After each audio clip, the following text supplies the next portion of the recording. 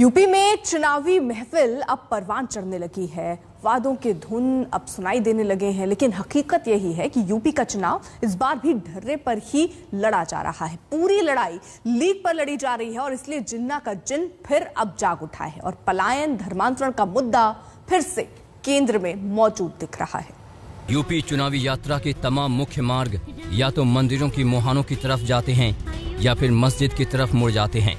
धर्म का चोला चुनावी सालों पर पहले भी चस्पा होते रहे हैं। 2022 भी अपवाद नहीं है, बल्कि यूं कहिए कि पहले से कहीं ज्यादा गहरे दिख रहे हैं। जरा इस बार दिवाली पर अयोध्या की छटा देख लीजिए। चुनावी पर्व से पहले दिवाली का ये पर्व अयोध्या से खास जुड़ता दिख रहा था। मुख्यमंत्री योगी आदित्यनाथ खुद आए तैयारी का जायजा लेने, राम मंदिर निर्माण का आकलन करने और फिर दीपोत्सव मनाने। क्योंकि राम ने सबको जोड़ा, यही तो राम की ताकत है। और निषाद राज को भी गले से लगाते हैं। माता सबरी के जूठे बेर भी खाते हैं। दैहिक, दैविक और भौतिक तीनों प्रकार के तापों से इस संपूर्ण भारत खंड को मुक्त करके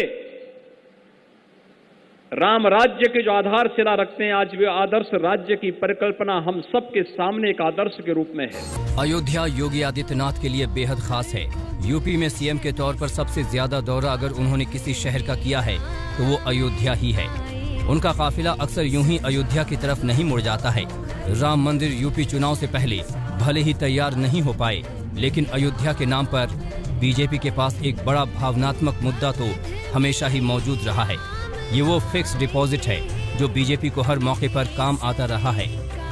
एक ही बात आपकी निकलती थी कि योगी जी एक काम करो मंदिर का। आज मंदिर का निर्माण हो रहा है कि नहीं हो रहा है?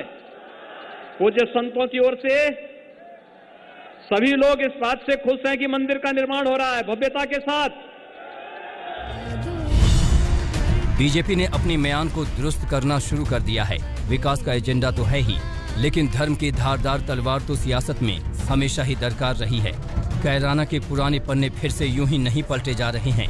पलायन की परछाई यूं ही लंबी नहीं हो रही है।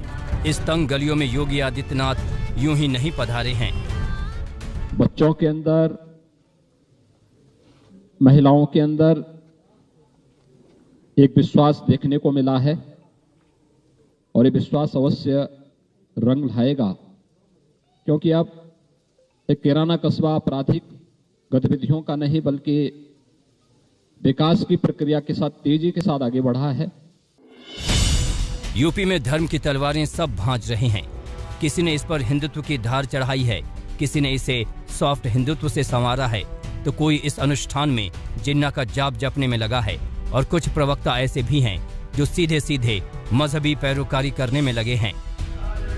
सबसे पहले प्रियंका गांधी की ये तस्वीरें देखिए जो इन दिनों देवालयों की खाक छान रही हैं।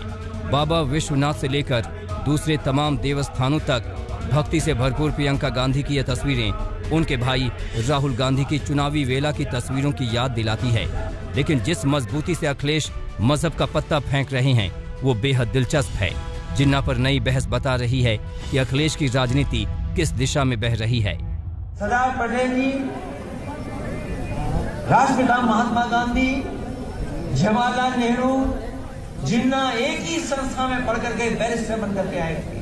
उन्होंने आजादी दिलाई। श्री अखिलेश यादव जी, जो मैं उनको श्री अखिलेश अली जिन्ना कहूँ तो कोई गलत नहीं होगा, समाजवादी पार्टी पूरी नमाजवादी पार्टी बन करके देश के लिए बलिदान देने वालों का अपमान किया है, देश की को आज़ादी दिलाने वालों का अपमान किया है और इसके लिए उन्होंने देश से माफ़ी मांगनी चाहिए। और मोहम्मद अली जिन्ना का नाम लेकर के समाजवादी पार्टी का असली चेहरा जनता के सामने आ गया, उन्हें देश से माफ़ी मांगनी चाहिए।